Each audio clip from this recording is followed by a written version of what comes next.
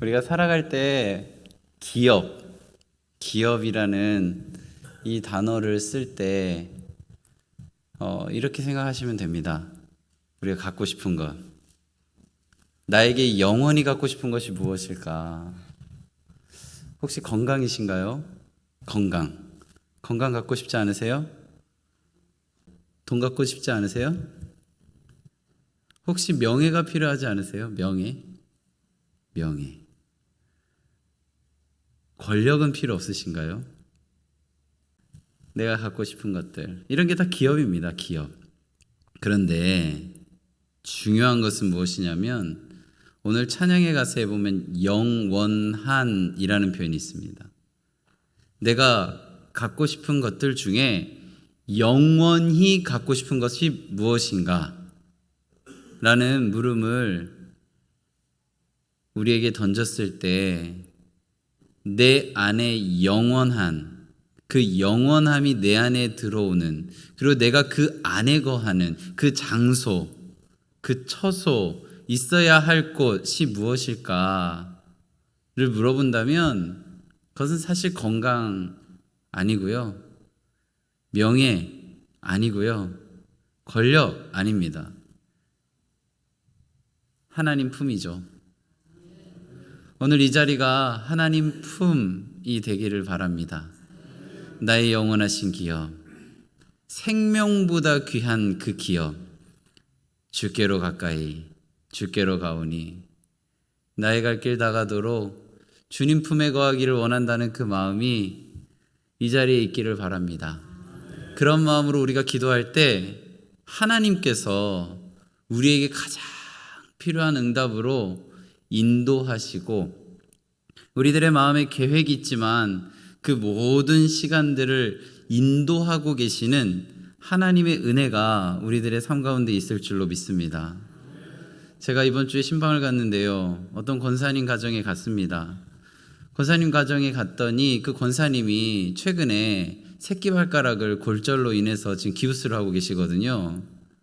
그런데 그 권사님이 저에게 뭐라고 얘기하셨냐면, 새끼발가락을 다쳐보니까 새끼발가락의 소중함을 알게 되더라 라는 이야기를 했습니다. 혹시 새끼발가락 몇 센치인지 아세요? 거의 보일락말락한 그 발가락이요. 발톱도 때로는 없을 때가 있는 그 발가락이요. 그런데 새끼발가락에 새끼 발톱이 없으면 우리는 중심 잡는데 굉장히 어려움이 있습니다. 새끼발가락이 다쳐보니까 중심 잡는 게 어렵더래요. 우리 삶 가운데 하찮은 것은 하나도 없습니다. 하나님이 주신 이 시간 속에 이 자리가 하나님의 천국 자리가 되어져 가기 위해서는 우리들에게 주어진 이 들숨과 날숨, 이 호흡부터 하나님이 주셨다라고 믿는다면 우리에게 주어진 모든 것들이 하나님의 은혜인 줄로 믿습니다. 제가 고3 마치고 형님 한 명이 저에게 와서, 정환아, 우리 한번 이거 해보자 라고 해서 뭘 했냐면요, 감사의 제목 100개 써보자 이러시는 거예요. 그 형님이랑 저랑 같이 이렇게 100가지를 쓰기 시작하는데, 처음에는 많죠. 어머니 주셔서 감사합니다, 아버지 주셔서 감사합니다, 쭉 넘어가는데요, 나중에 10손가락 주셔서 감사합니다, 손톱 주셔서 감사합니다, 이런 여러 가지 것들을 쓰는데 제 안에 감사의 제목을 쓰는 게 그 당시에 40개를 못 넘는 거예요. 40개. 근데 그 형님이 100개를 채우라는 거예요. 그 나머지 60개를 어떻게 채울까? 50개를 넘어가니까요, 하나님 앞에서 너무 죄송한 겁니다. 나에게 주어진 게 분명 너무 많은데 내가 그것을 감사로 느끼지 못하는 내 자신을 발견하게 됐고, 채 60개도 채워가지 못하는 모습들 속에 하나님 앞에서 내가 이렇게 하나님 앞에 무감했나? 라는 생각을 했습니다. 그래서 옆을 이렇게 봤죠. 그렇게 말한 형님 100개를 썼습니다. 부럽기 시작하더라고요.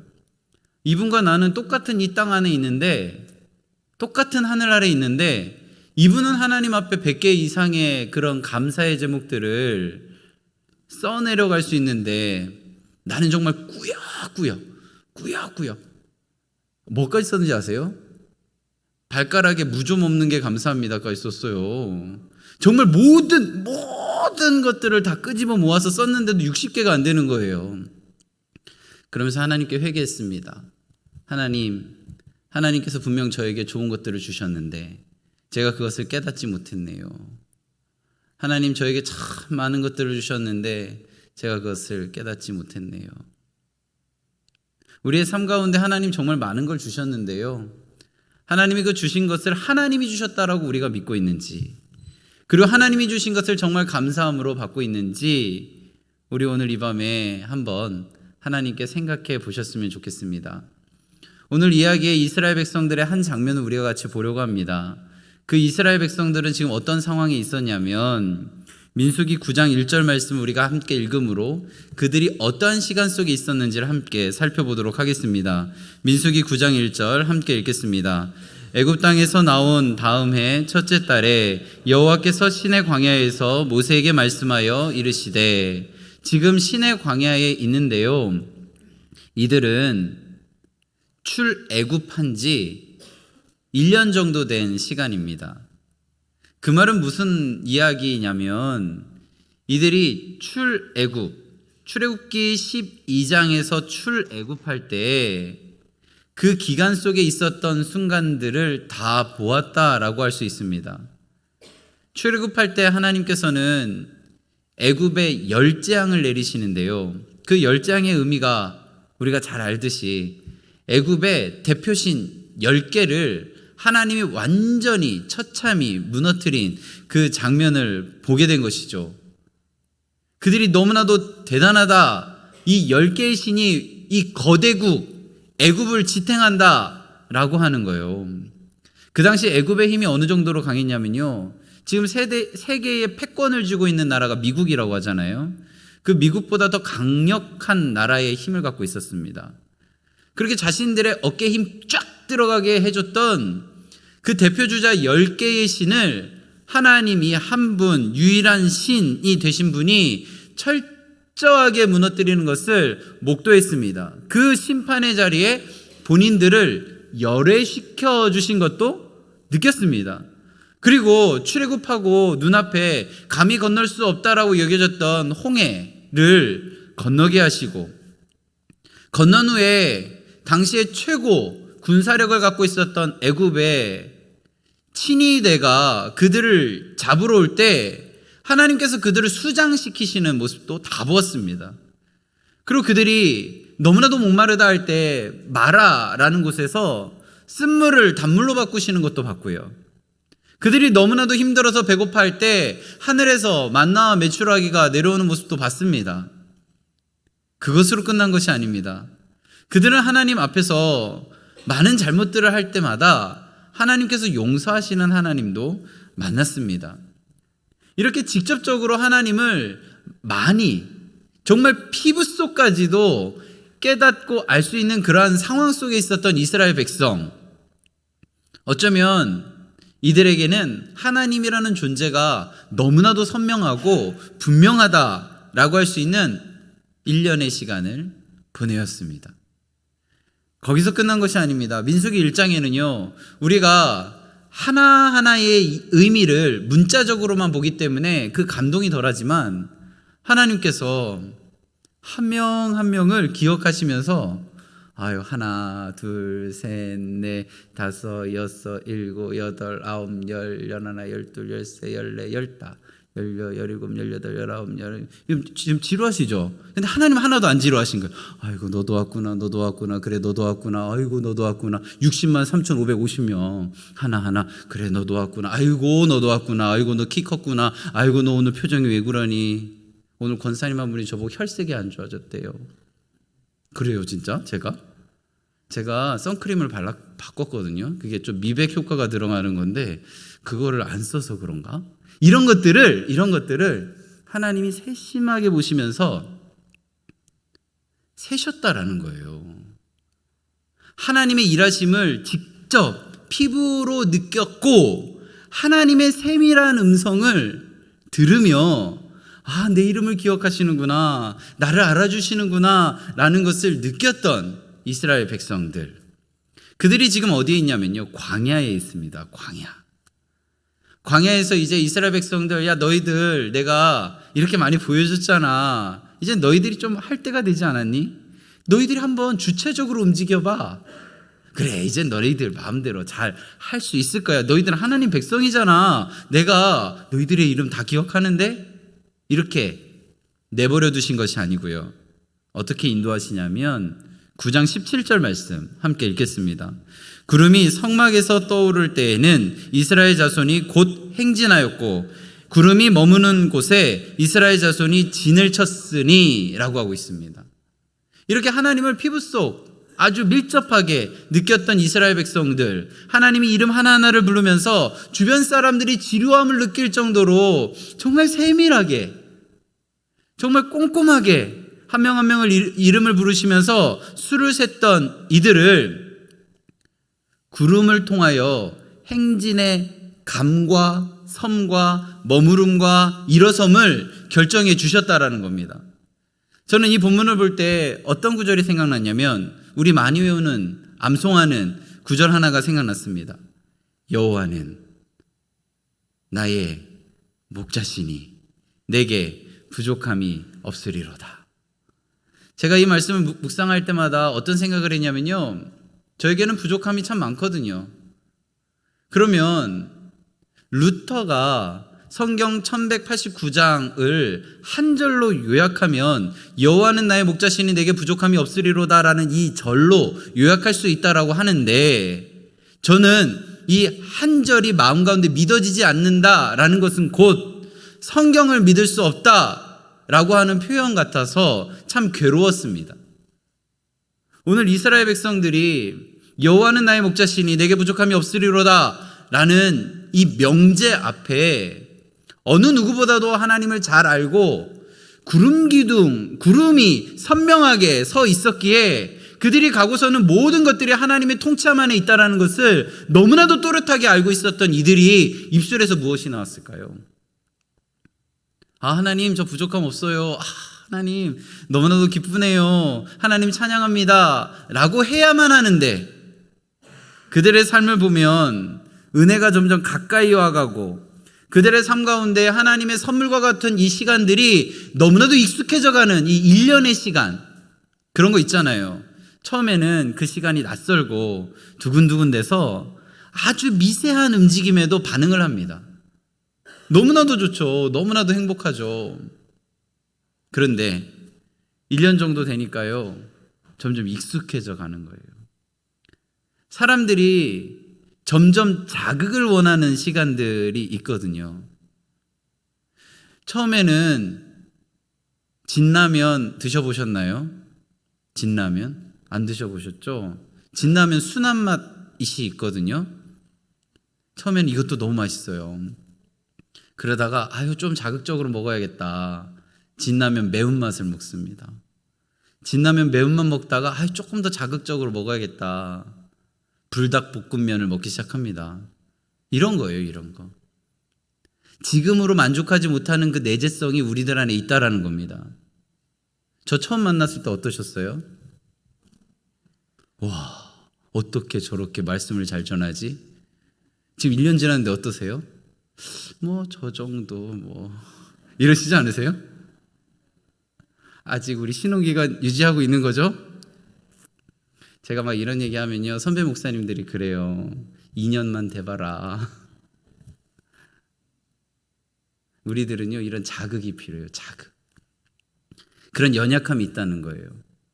이스라엘 백성들이 그랬다는 겁니다. 사실 그들은요, 그들의 입술에서 감히 담아내기도 어려운 이야기를 하기 시작합니다. 원망이요. 하나님은요, 그들에게 사랑을 계속해서 표현하십니다. 내가 너희를 사랑한다. 내가 너희들과 함께 하고 있다. 내가 너희들에게 만나 매출하기로 선물을 주고 있다. 지금 너희들을 보호하고 있다. 너희들을 세고 있다. 너희들 한 명 한 명을 너무나 사랑한다. 이런 사랑의 표현을 끊임없이 쏟아부어 주고 있는데, 그들이 1년이 지나니까 이런 것들이 점점 익숙해져 가게 되고 그것을 은혜로 느끼지 못하게 되고, 그것으로 끝나는 것이 아니라 익숙해지고 은혜로 느껴지지 않으니까 그들의 입술에서 원망이 시작됩니다. 우리 민수기 11장 1절 함께 읽겠습니다. 여호와께서 들으시기에 백성이 악한 말로 원망하매 여호와께서 들으시고 진노하사 여호와의 불로 그들 중에 붙여서 진영 끝을 사르게 하시며 원망하매 라고 표현하고 있습니다. 이 단어는요 히브리어로 미트오넴밈이라고 읽을 수 있는데 영어 단어로는 컴플레인입니다. 성경에서는요 보통 이렇게 원망하다, 불평하다라는 단어를 이 미트오넴밈이라는 단어를 안 쓰고요 룬이라는 단어나 텔루나라는 단어를 씁니다. 그런데 유일하게 어쩌면 이 민수기 11장에는 이런 두 단어, 보통 단어로 쓰여지는 단어가 아니라 미트오넴밈이라는 독특한 단어를 씁니다. 그래서 성경학자들은 이 표현을 쓴 이유를 단순히 어떠한 이 사건을 원망, 불평 이런 정도가 아니라 속으로 하나님 안에서의 이 관계를 비틀었다라고 표현합니다. 하나님께서는 계속 사랑을 부어주시는데 그들의 마음을 비틀었다. 완전히 틀었다. 하나님을 향한 이 마음의 방향을 이쪽으로 돌려놨다라고 표현하는 것이죠. 그래서 민수기 11장은요 이 이야기가 단순한 어떤 원망 한 번의 사건이 아니라 어떤 감정의 기복으로 인한 이야기가 아니라 앞으로 광야길에서 반복되어질 영적인 위기로 표현합니다. 왜냐하면요 이스라엘 백성들이 민수기 1장에서 인구조사를 했는데 60만 3,550명이었습니다. 그 중에 약속의 땅 가나안에 들어간 이는요 딱 2명이었습니다.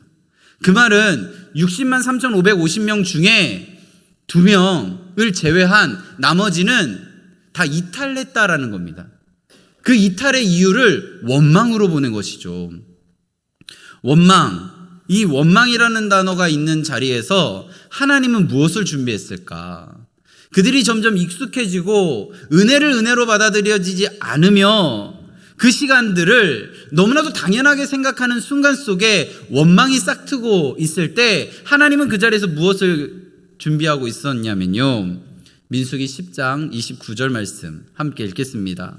모세가 모세의 장인 미디안 사람 루엘의 아들 호밥에게 이르되 여호와께서 주마하신 곳으로 우리가 행진하나니 우리와 동행하자. 그리하면 선대하리라. 여호와께서 이스라엘에게 복을 내리리라 하셨느니라. 지금 원망이 막 이렇게 싹트고 있는데요 하나님은 복을 내리시기 위한 준비를 하고 계신 것입니다. 여호와는 나의 목자시니 내게 부족함이 없으리로다. 제가 이 말씀을 묵상하다가 유튜브에서 목자가 양을 치는 장면을 보았습니다. 목자가 목초지에 양을 데려다 놓습니다. 양들이 풀을 열심히 먹고 있습니다. 그때 목자는 무엇을 할까요? 같이 옆에서 양들 옆에서 풀을 뜯어 먹을까요? 난 채식이야. 재미없다. 그죠? 나 진짜 너무나도 찾아다니라 힘들었어. 누워 있었을까요? 아니면 준비한 도시락을 옆에서 먹고 있었을까요?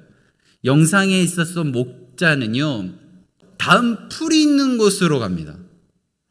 이 양들이 풀을 먹는 동안 자신과 함께 그 다음 장소를 찾아 떠나는 영상을 봤습니다.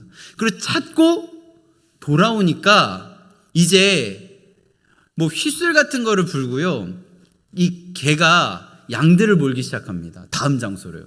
그때 양들은 어떻게 했을까요? 와 신난다. 다음 풀이 우리에게 있어. 양들 막 찬양하고 찬양? 뭐 노래하고 막 뭔가 그 양들 웃는 모습 막 나오고 막 눈이 막 초롱초롱하고 그런 게 아니고요. 양들 중에 막 주저앉아 있고 막 개들이 멍멍 짖으면은 막 일어나고 막 이탈하고 뭐 난리도 아니에요. 그럼 목자가 가고 좌우에서 이제 개가 몰고 가면 다음 목초지까지 갑니다. 제가 양들의 언어를 몰라서 그 언어는 잘 모르겠지만 느껴지는 감정이 양들이 왜 우리를 이쪽으로 옮기냐 이러한 반응이었습니다. 목자는 다음 목초지로 이동하는 어쩌면 그들 양에게 있어서는 복을 준비해 놨는데 양들은 그 이동 순간으로 인한 힘듦이 그들 안에 있어서의 원망으로 보여지는 것 같았습니다. 지금 하나님께서는 이스라엘 백성들을 출애굽한 순간부터 지금 원망의 자리까지 함께 하셨고 그들에게 복을 주시려고 계획하고 계시며 그들의 상황을 이 복의 언어 안으로 인도하시기 위해 모든 관심을 쏟고 있다는 것을 성경은 알려주고 있습니다. 원망. 이 원망이 우리 안에 있어서 왜 무겁게 함으로 다가오냐면요. 아까 원망이라는 단어를 영어로 complain이라는 표현을 썼습니다.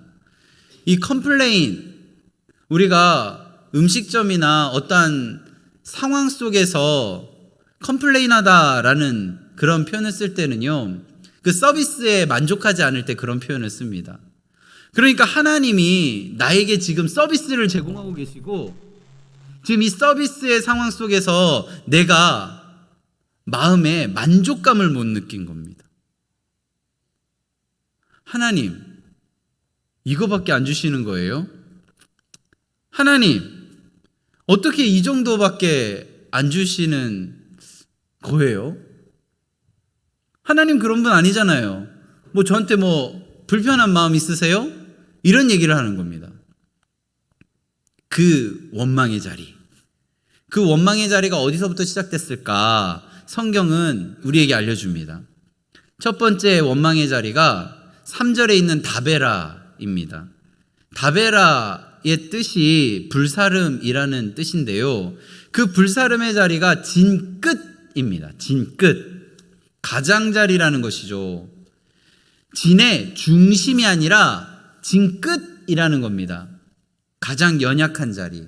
그런데요, 진끝은 진 밖과 진 안의 경계입니다. 진 안은 아니라는 거예요. 그리고 진 밖도 아닙니다. 근데 이스라엘 안에는 있습니다. 그래서 하나님께서 그곳에 불을 내리셨다라는 것은 이 불을 내림으로 지금 이 원망의 마음을 불살라서 회복시키시겠다라는 겁니다. 이 원망의 자리, 하나님에게 있어서는 불을 내림으로 회복의 자리지만 사탄에게 있어서는 그 자리가 공격 포인트입니다. 하나님은 분명 회복하시려고 불을 내리셨는데 사단은 그곳을 공격 포인트로 잡고 이제 후벼파기 시작하는 거죠. 그 시간 속에서 그들 마음 가운데 이 원망의 주제가 해결되지 않으니까 어떻게 됐어요? 이 원망의 자리가 기브롯 핫다 아와로 바뀌었다라고 성경은 기록합니다. 그 뜻이 뭐냐면요, 탐욕의 무덤입니다. 진 끝에서 시작된 불, 그 불이, 원망의 그 끝자락의 불이 기도로 완전히 태워졌지만, 그 기도로 완전히 그 태워진 자리가 회복됐지만 원망이 해결되지 않으니까 이제 이스라엘 진영 전체가 탐욕의 자리로 바뀌었다라고 성경은 기록하고 있습니다. 원망은요, 우리에게 있어서 정말 없어야 되는 부분인데요. 왜냐하면 11장 4절 함께 읽겠습니다.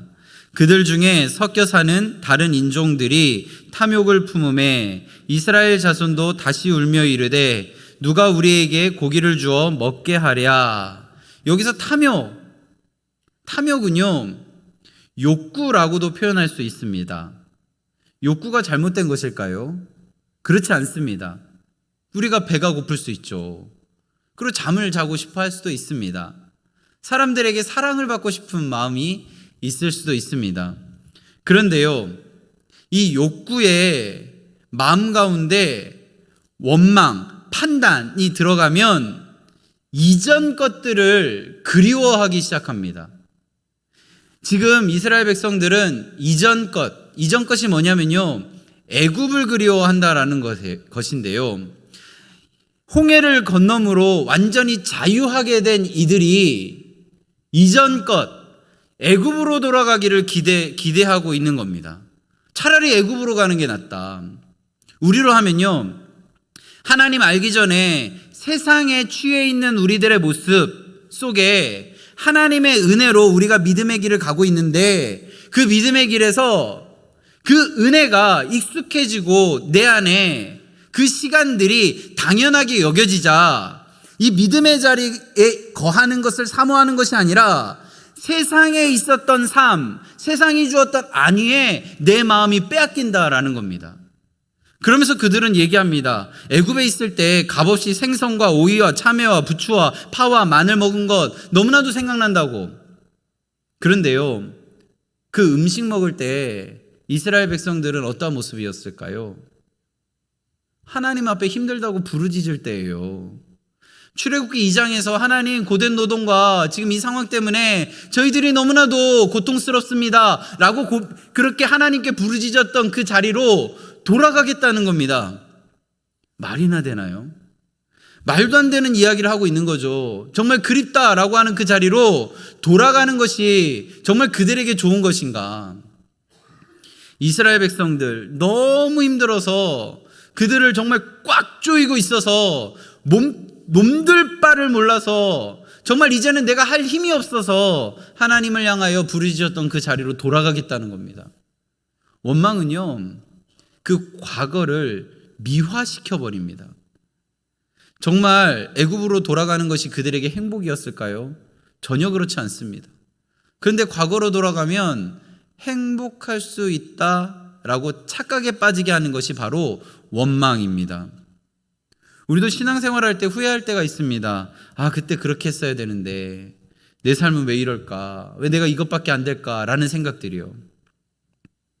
그런데요, 원망이 깊어지면 깊어질수록 결국 하나님보다 더 부러워하게 되는 것들이 내 안에 들어오게 됩니다.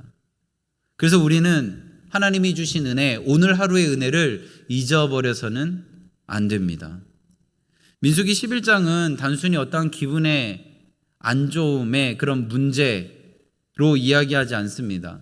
하나님께서 지금 주신 것, 그 주고 있는 은혜를 보지 못하고 그것을 그렇게 만들어버리는, 결국 마음을 옛것 애굽으로 향하게 만드는 그 원망이요. 근데 하나님은 오늘 성경 이야기 곳곳에 보면 포기하지 않는 모습을 보여주십니다. 징끝 그 다베라의 자리에서도 하나님은 회복시키시고 이스라엘 백성들을 인도하셨습니다.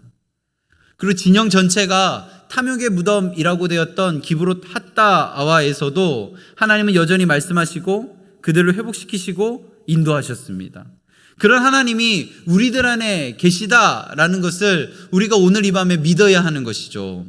민수기 11장은요, 단순히 원망하지 맙시다 라는 구호를 하려는 것이 아닙니다. 하나님 은혜 잊어버리면 그 마음 가운데 원망이 시작되고, 원망이 깊어지면 하나님보다 애굽 이전 것의 마음을 빼앗기게 된다라는 것을 보여주는 말씀입니다. 그러므로 신앙은요, 환경보다 은혜를 기억해야 하는 것입니다. 광야보다 함께 하시는 하나님을 바라보는 것입니다. 우리의 신앙에서 가장 큰 복이 뭔지 아세요? 우리에게 있어서 가장 큰 복. 우리에게 있어서 가장 큰 복은요, 하나님께서 우리를 기억하신다는 것입니다. 아, 하나님이 나를 기억하시는구나. 내 목소리를 기억하시는구나. 내 기도 소리를 기억하시는구나. 시편 115편 12절 말씀을 함께 읽겠습니다. 여호와께서 우리를 생각하사 복을 주시되 이스라엘 집에서도 복을 주시고 아론의 집에서도 복을 주시며. 이 삶 가운데 우리들이 처해 있는 나의 가정에도 하나님께서 기억하시사 복을 주실 줄로 믿습니다.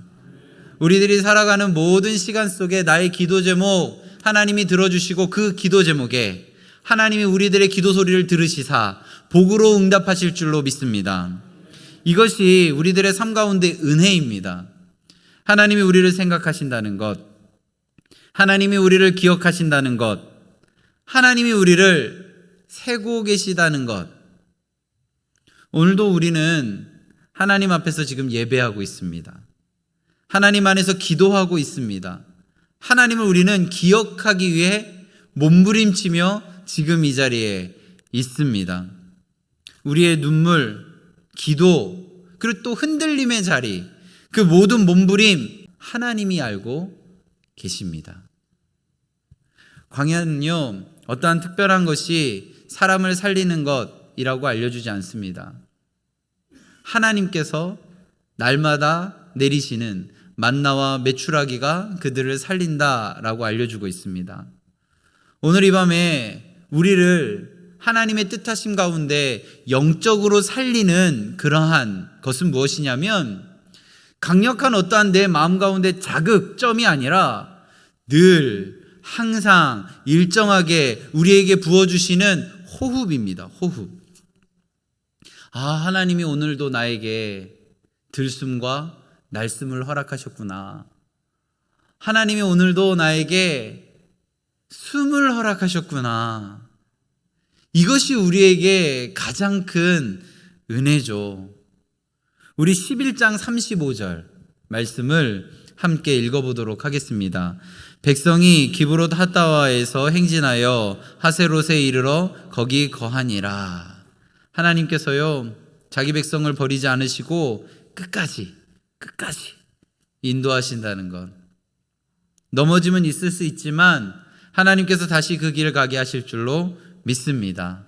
우리들의 삶 가운데 우리들의 연약함과 죄성 때문에 원망이 내 삶을 누르려 할지라도 여전히 하나님께서 띄우신 구름은 우리들을 인도하는 길을 열어주고 있다라는 겁니다. 오늘도 하나님께서 우리들의 삶에 반복해서 주시는 그 은혜 가볍게 여기지 맙시다. 아침에 눈을 뜨는 것, 함께 이렇게 예배할 수 있는 강례교회가 있는 것, 그리고 가족과 함께 밥을 먹을 수 있는 것, 말씀을 들을 수 있는 마음이 그래도 남아있는 것, 그리고 하나님 앞에 나와 기도할 수 있는 것, 이 모든 것이 하나님이 오늘 우리에게 주신 은혜입니다. 우리는 지금 너무 익숙해져 있는 그 부분을 다시 회복해야 합니다. 우리들 안에 있는 너무나도 당연하다라고 생각하는 것들이 당연한 것이 아니라는 사실을 우리는 깨달아야 합니다. 늘 있는 사람, 늘 무언가를 해주는 누군가가 당연하지 않다는 것을 우리는 반드시 알아야 합니다. 우리 강례교회에 있는 많은 분들, 곳곳에서 애쓰고 수고하는 분들을 존귀하게 여기시기 바랍니다. 그리고 그 존귀함 가운데 내 마음이 하나님께서 허락하신 그 은혜가 고스란히 담겨져 있다는 것을 기억하며 함께 기도하는 공동체가 우리 강례교회가 되기를 바랍니다. 이제 우리들의 입에서 하는 그러한 신음의 자리가 찬양의 자리가 되기를 바랍니다. 내 마음 가운데 원망이 막 오르는 그 주제가 내 안에 감사의 제목이 되기를 바랍니다. 내 안에 자꾸 뒤돌아보게 하는 그 후회의 순간을 하나님 안에 은혜로 기억하는 시간이 우리들 안에 있기를 바랍니다. 우리가 이렇게 할 수 있는 이유는요, 나보다 나를 더 잘 아는 하나님이 우리의 주인 되어 주시기 때문입니다. 우리 이러한 마음으로 함께 찬양하며 나아가겠는데요, 하나님 앞에서 내가 기도하는 것보다 나에게 더 응답하실 하나님이 오늘 이 자리에 계십니다 라는 마음으로 하나님께 한 걸음 한 걸음 내디디며 나아가는 마음으로 우리 같이 고백하며 나아가겠습니다.